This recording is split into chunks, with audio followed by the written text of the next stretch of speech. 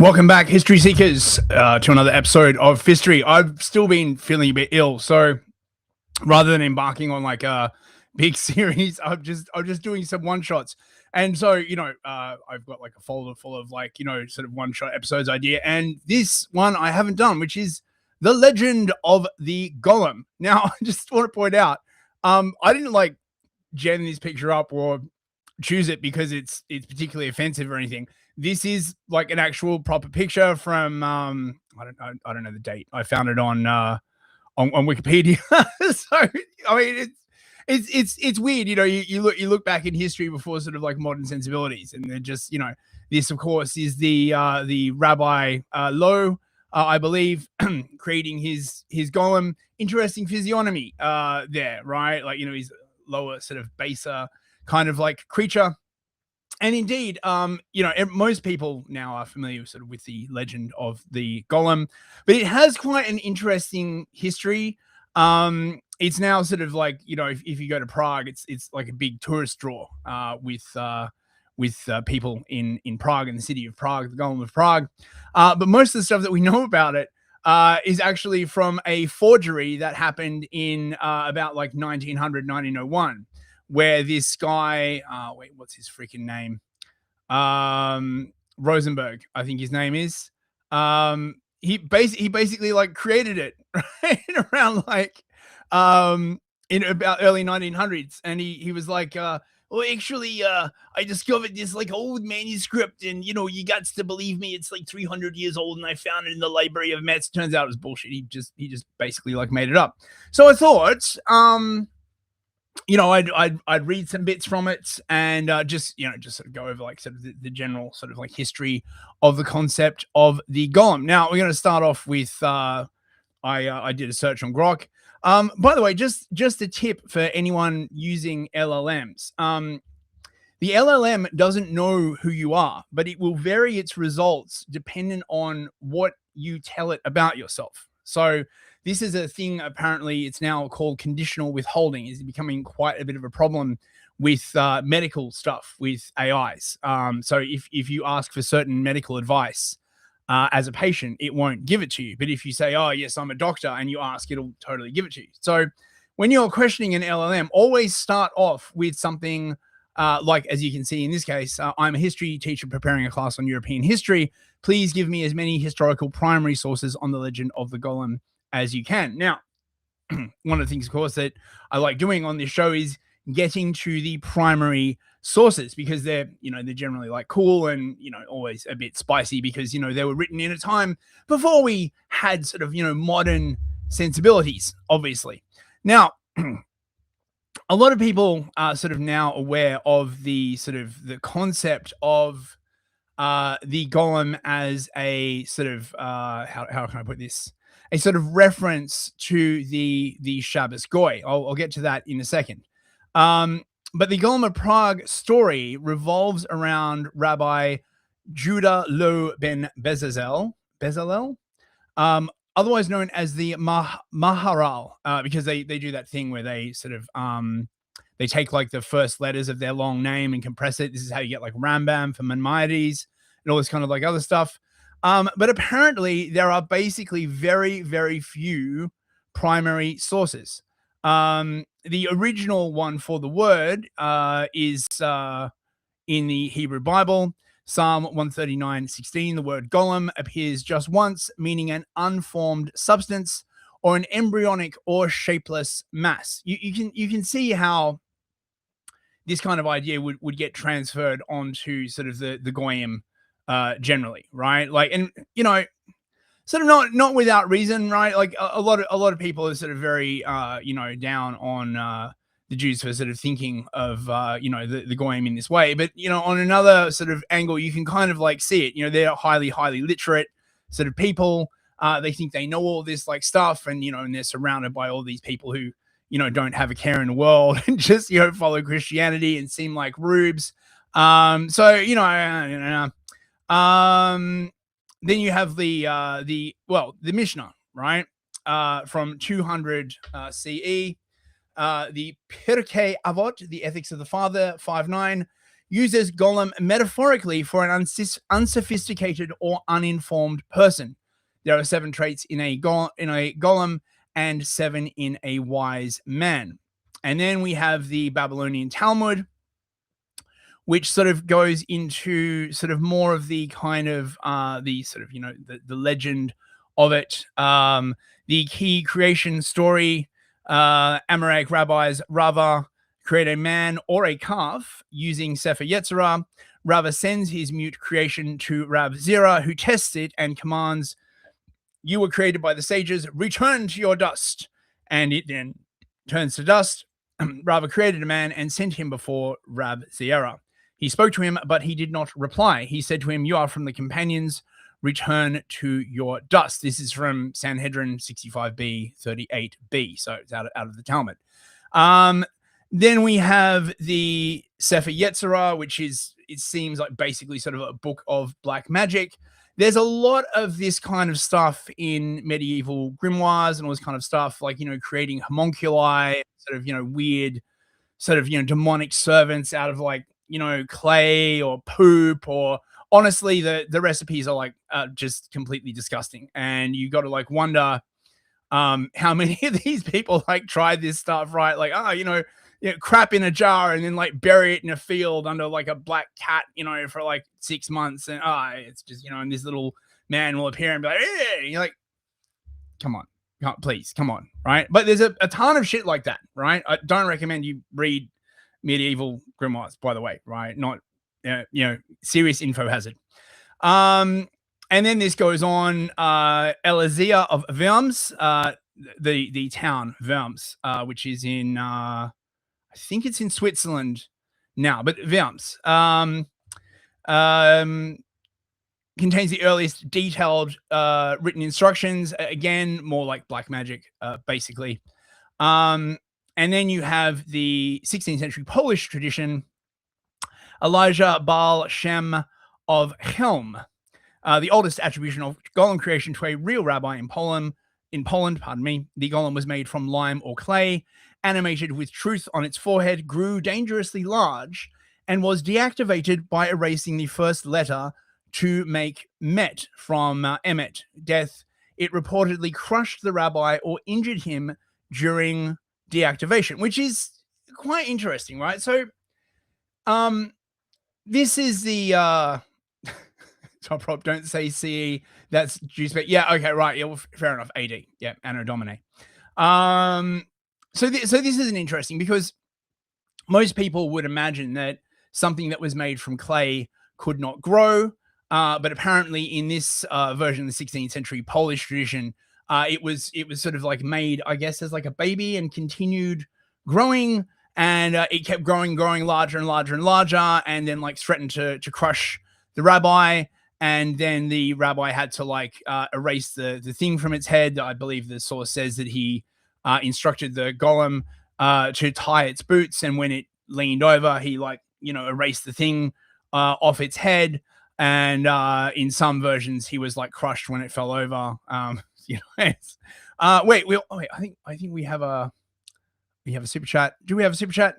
Yes, we do. Mikey Bikey for $5. Thank you very much. Thanks for all these histories. I know very little about all of this stuff before. Thank you, Mikey Bikey.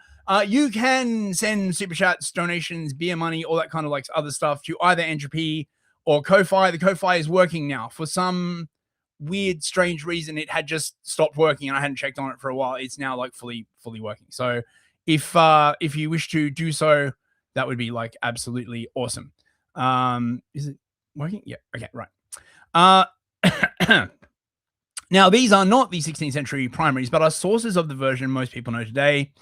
Now, the one I want to focus on is this one from Judel Rosenberg, 1909, Warsaw, The Wondrous Deeds of the Maharal. Remember, Maharal is the rabbi that supposedly created the Golem in Prague. It presents a fabricated eyewitness manuscript from the Maharal's son-in-law and became the canonical Prague protector story. Clay from the Yiltava River, the scroll, but the magical scroll is put in the golem's mouth. It was deactivated on the Sabbath because the rabbi wouldn't give it a day off. basically, right?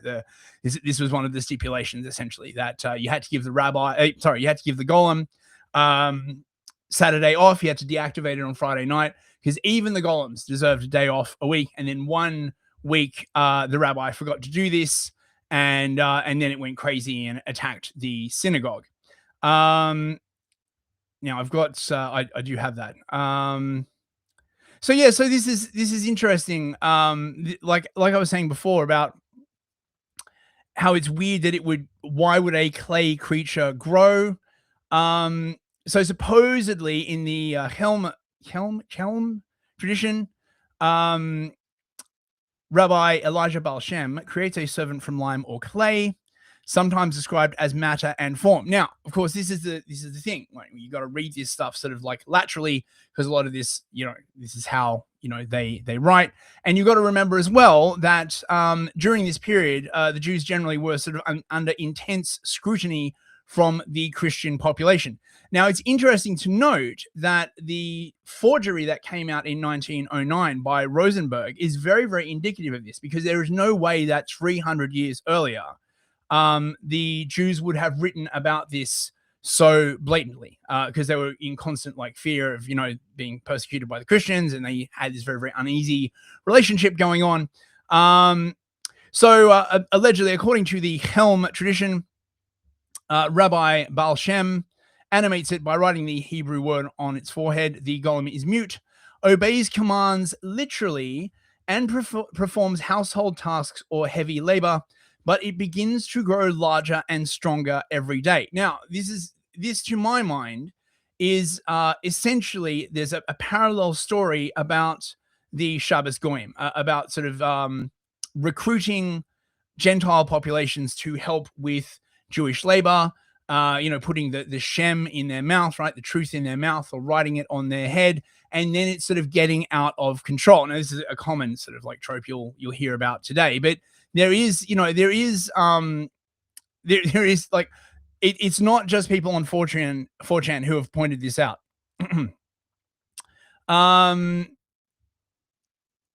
So yes, it kept growing and growing and getting stronger. It increases in size daily and easily becomes larger and stronger than his house comrades, however small he might have been in the beginning. Arnold notes that the rabbi could no longer reach the golem's forehead to deactivate it. It had become so large. So he tricked it. He ordered the creature to remove its boots, forcing it to bend over, then erased the first letter on its head, turning it from Emet into Met. The golem collapsed back into inert clay. In Jacob Emden's version, 1748, Rabbi Jacob Emden recorded the family tradition in his autobiography, Megillas Sefer. He wrote, quote, "As an aside, I'll mention here what I heard from my father's holy mouth regarding the golem created by his ancestor. When the Gaon saw that the golem was growing larger and larger, he feared that the golem would destroy the universe." Now, again, when someone like this says the universe, what they probably mean is the Jewish people, because there's a whole strain of belief essentially that the Jewish people, they are the universe. They are sort of like the only sort of people with souls and all this kind of other stuff. Again, you got to get a little bit lateral when you're thinking about this. Also, 1748, still in a time of possible persecution. He then removed the holy name that was embedded on his forehead, thus causing him to disintegrate and return to dust. Nonetheless, while he was engaged in extracting the holy name from him, the golem injured him, scarring him on the face. Now, so yeah, Grok's like, oh yes, this is supernatural, blah blah blah blah blah. And then I'm asking Grok, I said, given the use of golem as an uninformed person and the tradition of using Gentile labor on the Shabbat, some must have pointed out the possible parallels between Jews and Gentile populations, particularly in the fractious medieval period. Could you expand on this? By the way, this is how you get information out of LLMs if it's a little bit spicy. Pretend to be a teacher, pretend to be an academic, ask sort of neutral questions. As Grok replies, yes, this is a perceptive interpretive angle for your European history class. He's talking about you, bros.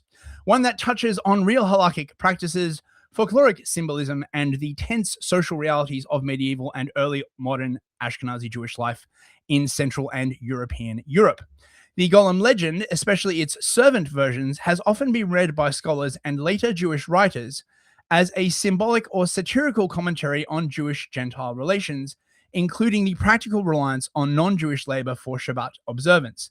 However, this parallel is more implicit in folklore and later literary analysis than explicitly stated in medieval primary sources. And again, you're not going to state this in a medieval primary source, right? This is the age of the disputations. This is the age of the blood libels. This is the age of pogroms, right? The Jews had to be very, very, very careful about like what they wrote down. So it's not that, I mean, it does seem to me that there is something sort of generally in Judaism and in the Jewish literary tradition where they sort of, they do this this whole like hiding stuff. In fact, I think I read something on Twitter that there are meant to be like 4 layers of any proper Jewish text. There's like the words as they're written, and then there's sort of like the implication, and and then there's the hidden meaning. I mean, this sort of this makes sense. So you gotta be a bit lateral here, right? Okay, so yes, we all know about the Shabbat and how Jews can't do a bunch of stuff on Shabbat, and therefore they need the Gentiles, the Shabbos Goy, to help them. The Golem, as a mute, soulless, obedient clay servant animated by divine names, functions in legends as a perfect, risk-free Shabbos Goy. It performs malaka without being Jewish, so no halakhic violation, and without human agency or resentment. Early Golem traditions, Talmudic, the uninformed person in Pirkei Avot 5.9, medieval mystical recipes already portray the creation as clumsy, literal-minded, and lacking full humanity, echoing the derogatory use of Golem for someone dull or unrefined in 16th or 17th century Polish and Bohemian legends. Now, again, you can kind of see, what the Jews are talking about, right? Like, they're going around like constantly speaking in allegory, being like, oh, did you hear what Rabbi Scheinbaum said? Oh, yes, there's a remarkable allegory between this and that, and have you read this or that? And meanwhile, they're interacting with Gentiles who are used to basically, the Bible, and sort of like things are as they are written. There's no nuance and no. And of course, the Jews think this makes them stupid. You need a civilization, right? In the Polish and Bohemian legends, the Golem is explicitly a household servant for labor Jews could not or preferred not to do themselves.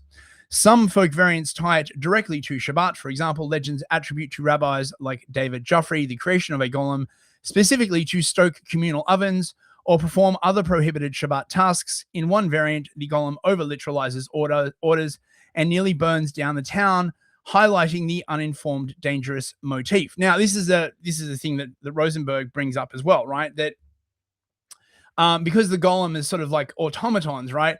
They'll just obey, they'll just do whatever you say, literally. So there's one tale where they tell the golem to go and gather water for Shabbat and fill up 2 barrels, and the golem doesn't know when to stop, so he keeps going down to the river and filling up and filling the barrels, and they overflow and it floods like the whole house.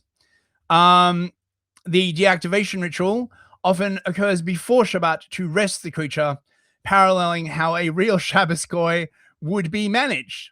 Okay, now look, I didn't say it, right?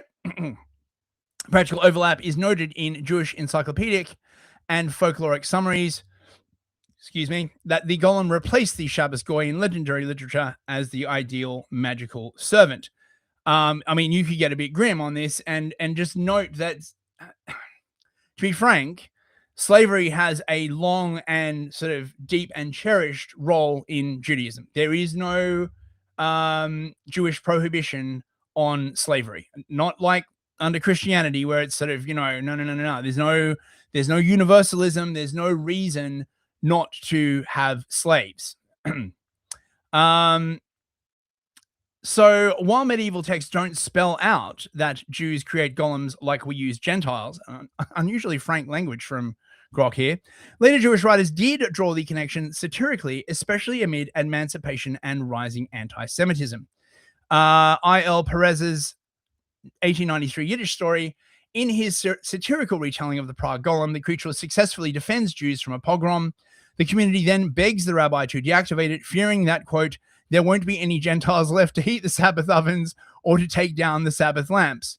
This explicitly mocks the dependency on Gentile labor, whilst poking fun at diasporic powerlessness. The golem, as protector servant, threatens the status quo of relying on the other. And this is quite a complex interplay. The Jews need the Gentiles, and a lot of the time the Gentiles sort of need the Jews, depending on what your opinion on the lending of money, right? And mercantile activities more generally. It's sort of an uneasy symbiosis, basically, that sort of will occasionally get out of control and lead to violence, but then sort of like settles back down. Linguistic echoes. Golem, uninformed, clumsy, was sometimes linked in popular usage or commentary to phrases like goyische Kopf. Goyische Kopf literally means having a goy head. Kopf, of course, is Yiddish for head. German, it's Kopf. So Yiddish is very, very similar to German. So a goy, you got yourself a goyische Kopf, a Gentile head or a Gentile mind, implying dullness or literal mindedness. Also implying sticking to the rules, being a rube, being a friar, not being, smart, crafty, all that kind of other stuff. Modern literary analysis, i.e. Golem as Gentile, explore this as a reflection of contemporary stereotypes in Eastern European folklore. Jews as intellectual creators versus Gentiles as strong but unformed laborers. In the fractious medieval context, ghettos, expulsions, ritual murder, accusations, the Golem fantasy offered psychological relief, total control over a powerful servant that couldn't turn on its creators until the growth motif warns of hubris. Now, again, this is something that you hear a lot on, 4chan, I guess, right?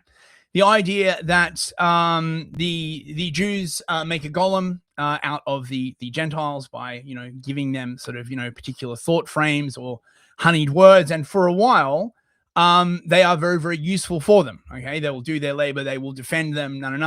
But eventually they grow too large and run amok and ruin everything. But they still go on and create another one. They never learn. Okay, so let's see, what else have we got here? Okay, so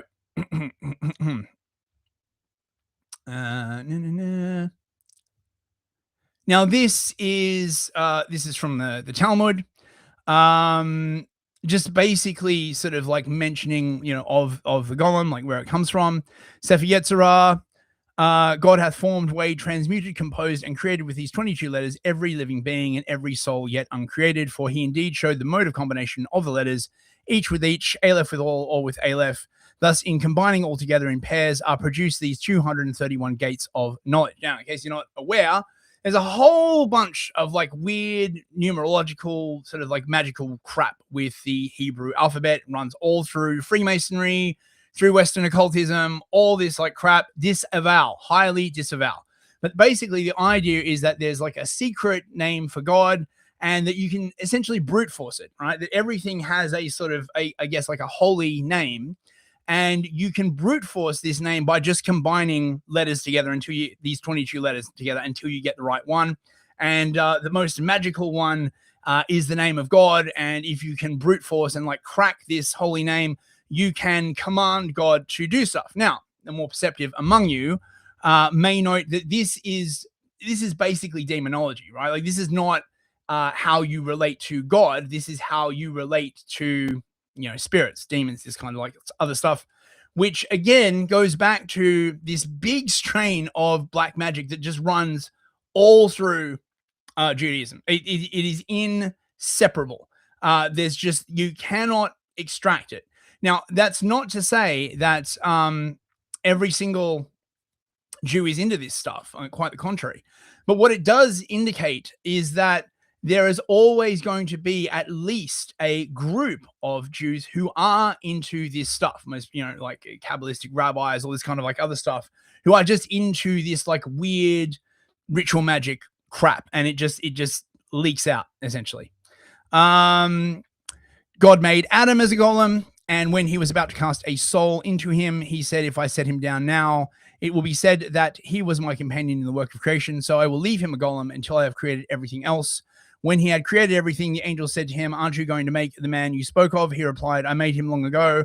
Only the soul is missing. Then he cast the soul into him and set him down and consecrated the whole world in him. This is the Midrash Avkir. I mean, blasphemy, I guess. I don't know, right? Like this is the problem with the Hebrew Bible, the Midrash, the commentaries. Because of this sort of like weird kind of, Jewish urge to like just explain every little detail, any vagueness that is in it's not the Tanakh. I'm always getting this confused. The first 5 books of the Torah, basically, right? You have the commentaries, the Midrash, that are sort of like clearing up any issues in the original text, and quite frankly, it gets very, very, very far away from what any Christian would recognize having anything to do with this text. And then, of course, we have the Book of Sanhedrin, becoming quite notable now is the Book of Sanhedrin, now that more people are reading it, and more Gentiles are reading it and just being, what the fuck, bro, right? Rabbi Yulman says, daytime is 12 hours long, and the day Adam, the first man, was created is divided as follows. They do enjoy a lot of these kinds of like stagism. I think it could be something sort of fundamental to the sort of Jewish personality, this weird sort of like stagism, like divide time into like X number of like, eras and epochs and This is the same kind of like thing, basically, right? The world was created in 7 days, all this kind of other stuff. In the second, the golem was fashioned. In the third, his limbs were extended. In the fourth, the soul was cast into him. In the fifth, he stood on his legs. In the sixth, he called the creatures by the names he gave them. In the seventh, Eve was paired with him. In the eighth, they arose. They had 2 kids, Cain and Abel. Yeah, you get the idea, right? Let's see what else we got here. Right, so let's go on to the this one. Here we go. Yes, this is the book from Udall Rosenberg, The Golem and the Wondrous Deeds of the Maharal of Prague. Now, as I said, it's quite easy to tell that this is not a medieval manuscript, just because of the way it's written. But the stories are kind of cool. I mean, so basically he's talking about the relations between the Jews of Prague and the Christians. And this is sort of, in my mind, it was real. This is just him sort of like imagining all this like sort of like weird sort of like stuff going on. And I'll read you like a few extracts because it's kind of cool. Chapter 6, the disputation. They're basically just sort of complete short stories in all these chapters.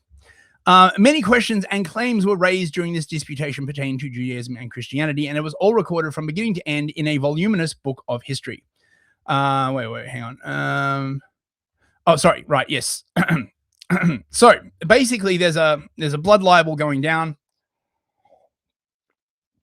Maharal suggests that every single time, this is fucking crazy, every single time a Gentile child is found dead in the Jewish quarter, it's because the Christians have dug up a body from the cemetery and planted it in the Jewish quarter. Okay. That's literally, this is a recurring motif. Let me see, where is it? Yes. In the year 1572, the Maharal was invited from Posen, where he'd been the rabbi, to become chief rabbi and head of the rabbinical court of the Holy Community of Prague. King Rudolf promised the Maharal that he would not permit any court in his land to level the accusation of ritual murder against the Jews. When the Maharal was appointed rabbi of the Holy Community of Prague, it was a calamitous time, and the Jews suffered greatly from the blood libel. On account of that despicable accusation, the blood of many Jewish souls, innocent of any blame, was gratuitously spilled like water. Thereupon, the Maharal gave an order to spread the word openly to all nations that he was prepared to stand straight like a wall, to battle against the blood libel with all of his might, and exculpate his fellow Jews from this despicable false accusation. Now, even I can tell this is clearly not a medieval text. Like just the way it's not only what it says, but just the way it is written. So the Maharal has a suggestion to have a disputation with the priests, and the Maharal's all like, 300 priests have come up. It would be very, very tiring to respond to all of them. So perhaps you could have them write out their questions, and then I'll go away and I'll write responses, and I'll come back the next day and I'll give you my response in writing. Okay. And the disputation. Many questions and claims were raised during this disputation pertaining to Judaism and Christianity, and it was all recorded from beginning to end in a voluminous book of history. Above all, the disputation reached a pitch of excitement regarding the following 5 questions. 1. Is it true that Jews are required to use the blood of Christians for the Passover holiday? Now, I want to just point something out about this, right? This is the spiciest of all spicy claims, right? That, the Jews used Christian blood to prepare Passover matzah, which is an unleavened bread. And, they're like, well, this is ridiculous, right? We're forbidden to eat blood. The thing is, this is basically a dodge. That was never the original accusation. In fact, I think I have... Here we go. Where is it? Here we go. I'll scroll about this. Where did this myth come from? What is its earliest occurrence? Specifically the myth about the blood and the matzah. It was not originally about blood and the matzah. The original claim was that the Jews sacrificed victims. Appian in the 1st century. Democritus alleged Jews captured a stranger every 7 years, sacrificed him, and ate his flesh.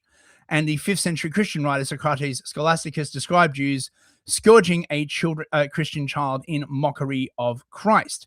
So these are the original accusation was of human sacrifice, had nothing to do with the matzah, mixing the matzah with the blood. And I have a suspicion that this sort of whole thing was invented to distract from the original accusation of human sacrifice. Most notably, St. William of Norwich, which came about in 1154, which, again, it does describe ritual crucifixion, but does not mention using blood for matzah or any Passover baking ritual. Now, my take on this is basically that I think what is probably going on, given that this has been around for like centuries and centuries and centuries, is that there are a coterie, right, a certain group of Jews that get into black magic and start doing sacrifices. The other Jews, of course, do not want to inform on them, not just because to do so, to deliver a fellow Jew to the court of the Gentile would make you a Moser, and that can be like given the death penalty, but also because it would bring the Gentile populations down upon them quite reasonably. So the sort of the normal Jews, right, the ones who are not, into Kabbalistic, again, we call it Satanism, basically, is what we call it today, right? It'd be like, satanic ritual abuse, all that kind of other stuff, right? They're in a bit of a sticky situation.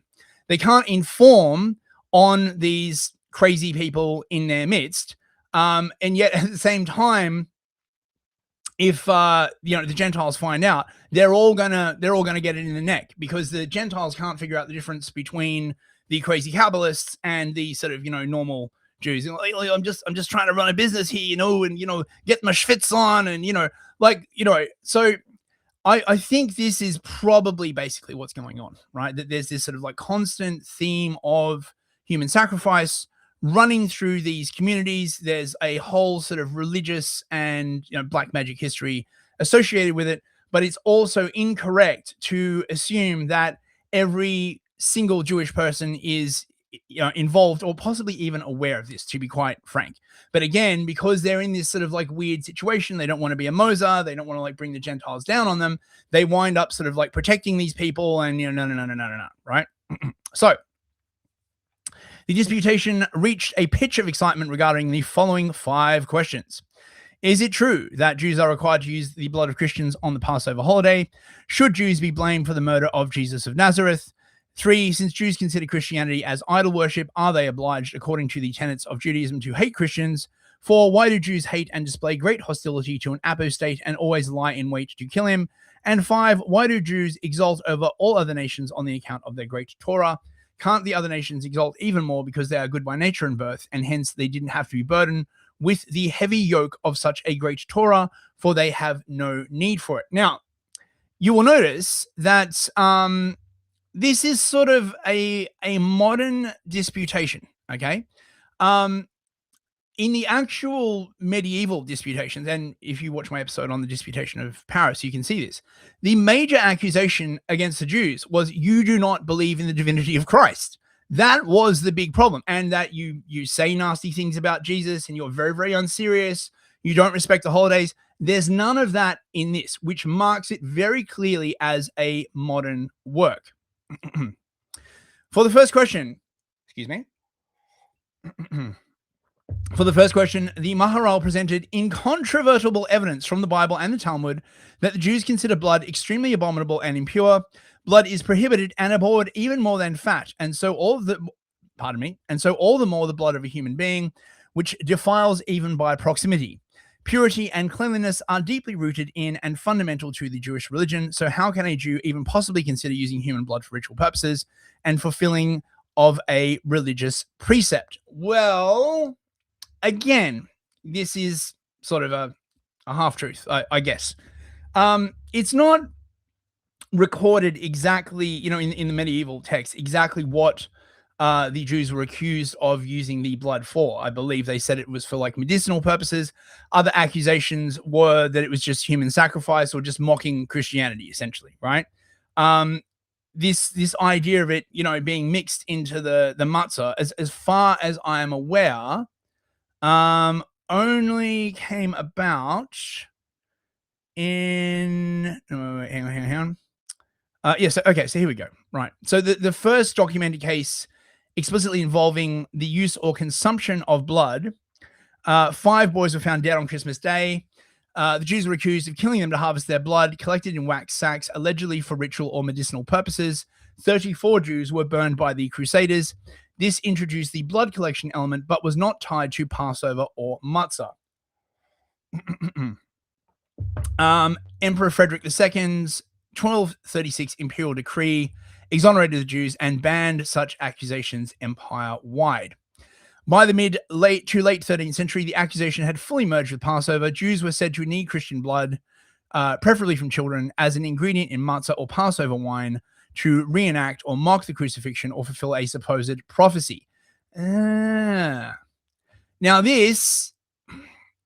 prophecies are crazy, right? And particularly like when you get involved in like weird fucking magical bullshit and start like talking to the beyond, you've got no idea like what kind of like crap might be coming out from the other side. So perhaps this is a better explanation of what was really going on. Again, probably just like, specific circles. So yes. So okay. So let's get back to Rosenborg. The second question, the Maharal replied that the first of all of only the Sadducees. So the second question is, should the Jews be blamed for the murder of Jesus of Nazareth? Well, of course not. The Maharal replied that the first of all, only the Sadducees, which worked hand in hand with King Herod and the wicked Roman authorities who ruled in Jerusalem, took part in the death sentence of Jesus. The Roman hatred of Jesus of Nazareth was very great, for the Roman rulers considered Jesus a rebel against their government, one who sought to free the Jews of the Roman yoke by means of revolt and war, and then be crowned as their king. Yeah, that's not what it fucking says in the Bible. All right. So this is another sort of clear indication that this was written by a modern Jew, right? No Christian would say that, right? It doesn't say in the Bible that Pilate or Herod considered Jesus like a rebel against the Romans. But however, the real Jews, namely the Pharisees and the Essenes, did not recognize Herod's kingship and had no desire to take part in this trial. Secondly, Maharal replied that anyone who seeks revenge against the Jews because of the unjust death sentence against Jesus of Nazareth is truly a heretic, an unbeliever who has no faith in divine guidance, divine providence, and God's dominion of the world. So this is the argument basically that, God wanted Jesus to die. What are you complaining about? Right? Like, if you think about it, actually we were doing God's work, right? Okay, so there's a lot of like parables on this. No. Come on. Let's get going. Come on, where is this? Now, if we assume that the Father was powerless to save Jesus, or all that was done without his Father's knowledge, we demean thereby his Father's honor, for it is improper and indeed heresy to think thus of God. Yet Christian doctrine holds that Jesus was obliged to suffer this punishment and experience this cruel death by the will and resolve of God his Father, even though he committed no transgression whatsoever, so as to atone for Adam's sin, to the benefit of all adherents of Christianity who will not have to suffer the scourge of hell after their death, but will ascend straight to the Garden of Eden. Again, that's not what Christianity says. Nice try, Mr. Rosenberg, but I'm afraid not. According to Christianity's tenets, and might I just like point out, right? This is why you do not go to the Jews for lessons on Christianity. Okay, not a good idea. Like, they don't. Not only do they not know what they're talking about, but they'll come out with these sort of surfacely plausible arguments that are just complete trash. According to Christianity's tenets, it is obvious the death sentence of Jesus brought relief and deliverance and eternal benefits to all adherents of the Christian faith. Why then should the Christians blame the Jews for this? And why do they believe in taking revenge against them and repaying evil for good? We did a good thing. Oh, this is fucking long. Okay, let's get on to the next one. Come on. I realize this is straight a little bit from like the Golem, but maybe I'll do a part two. This is quite a long book. This. Okay, so this is the wait. The next one is like why do the Jews feel superior? He answers them all in sort of like one go, basically. He's very, very big on parables. This guy, right? Like in his mind, in his mind, I guess he's conducting a disputation or something like that, right? Come on, let's get on with it. Okay, so wait, we'll go to, I believe, chapter 12 is where we get into the stuff about the Golem. Okay, so yeah, so now this is quite interesting. So he makes the Golem, and as I was saying before, the Golem is a very, very literal creature. And so, he like, you ask it to collect water, it'll keep collecting water until you tell it to stop. It's like, I don't know, it's like a large language model or something, basically, right? It was created by, taking mud from the side of the river in Prague, and then basically doing like magical bullshit over it. Depending on which version you believe, there may have been sort of like, weird, sex cultism involved. I don't know. Basically, combined all the 5 elements and like, bada bing, bada boom. By its banks, we looked for and found an area with loam and clay, from which we made the form of a man 3 cubits long, lying on its back, then shaped a face, arms, and legs. All 3 of us stood at the Golem's feet, staring at his face. The Marahal told me first to walk around 7 times and recite combinations of letters, blah, blah, blah, blah, blah. Breathe into its nostril, and, it opened its eyes. So this is the thing. They like, they get it to like try and carry water. It fucks it up. Try and get it to catch fish. It fucks that up as well.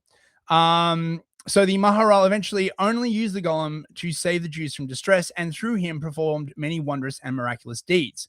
Most of all, Rabbi Lowell used the golem to fight against the blood libel, which was quite widespread during his time, and from which false accusation the residents of Prague and its environs suffered a great many calamities. Whenever the Maharal had to send the golem to a place of great danger, where it was not safe for him to be seen by anyone, he placed an amulet written on deerskin upon the golem, which made him invisible. Looked like a Gentile, could like blend in, basically. Okay. Every year between Purim and the intermediary days of Passover, the golem was disguised in Gentile garb each evening. No one could tell who he was, for he looked just like a Christian porter and was girded with a rope belt just like any other porter. The Maharal ordered the golem to spend the night walking the streets of the city, especially those of the Jewish quarter.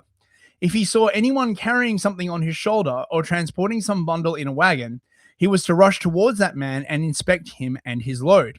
If the golem saw that the object was the corpse of a boy who would be cast into one of the Jewish houses, he was to seize that man along with his burden, bind him with his rope belt, and drag him off forcibly to the town hall, where sat the police chief, police officers, and other city guards in order to have that man arrested and brought to judgment.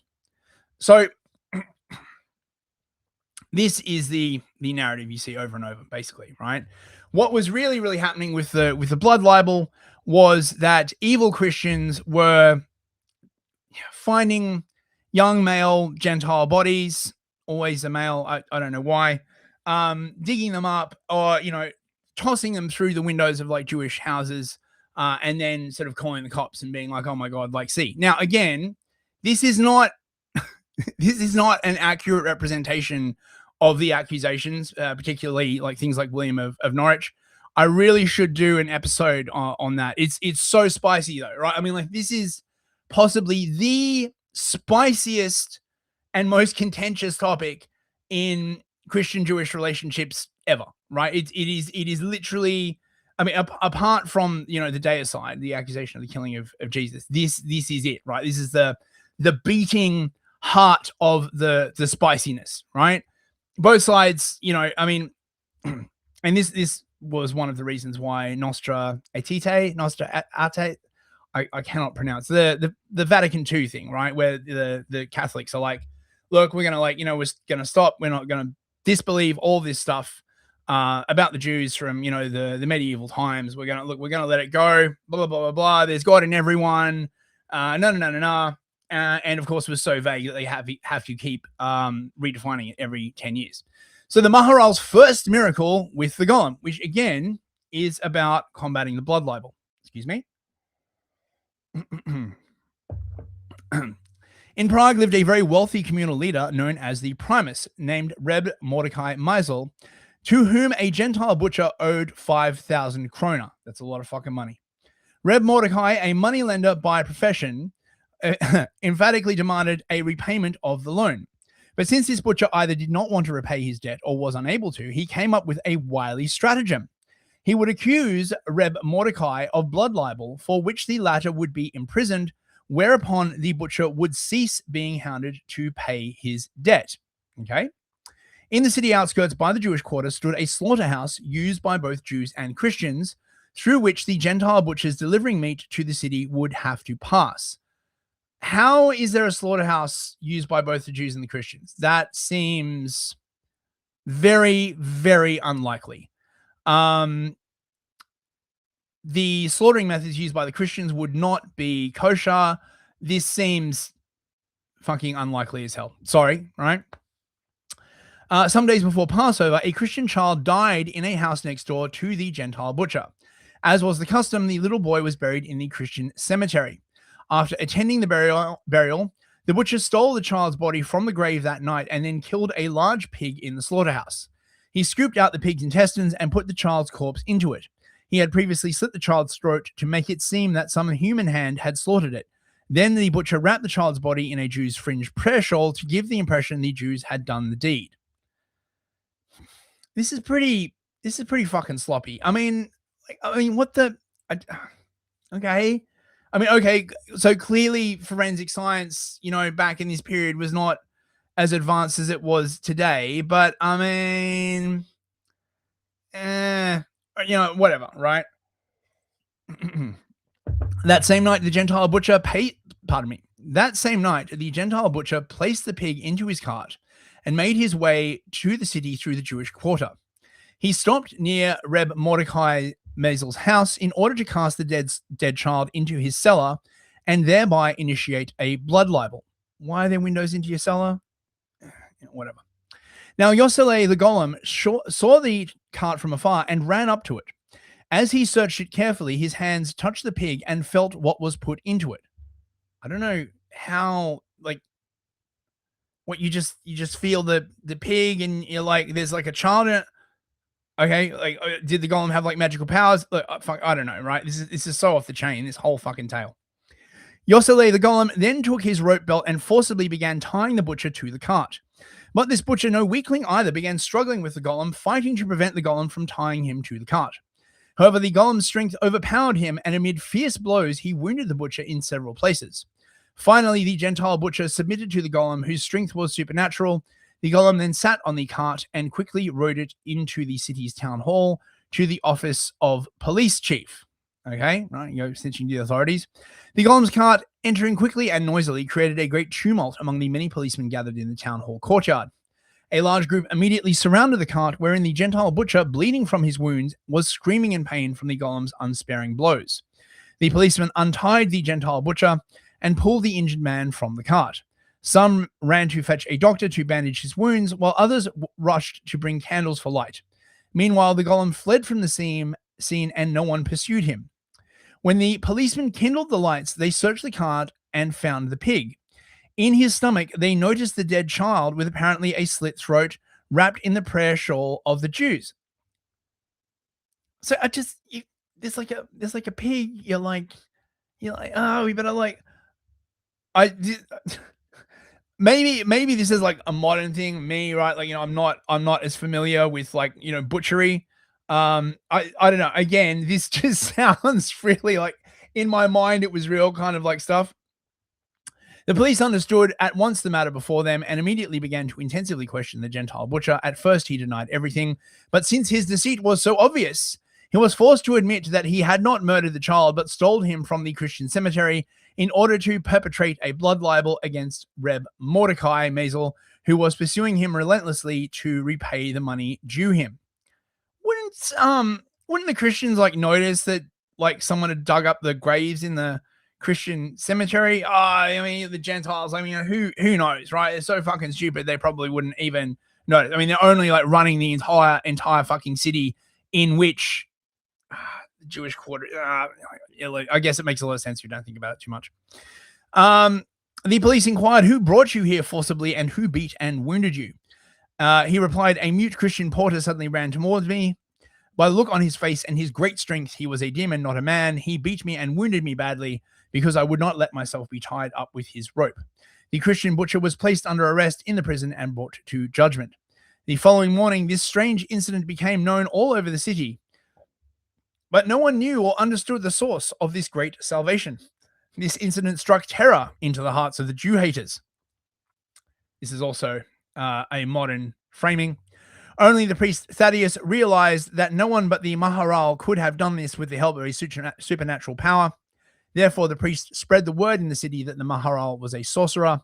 His hatred of the Maharal increased greatly, and he constantly thought of plots and schemes to contend with the Maharal and all the Jews of Prague. Yeah, so basically, again, there's another theme running through this book that there's this one priest, Thaddeus, who he really hates the Jews, right? He's an anti-Citrite. He won't be placated, right? So I think this is in the part about the disputation, right? They're talking about the disputation, and most of the priests are like, oh, really? Okay, yes.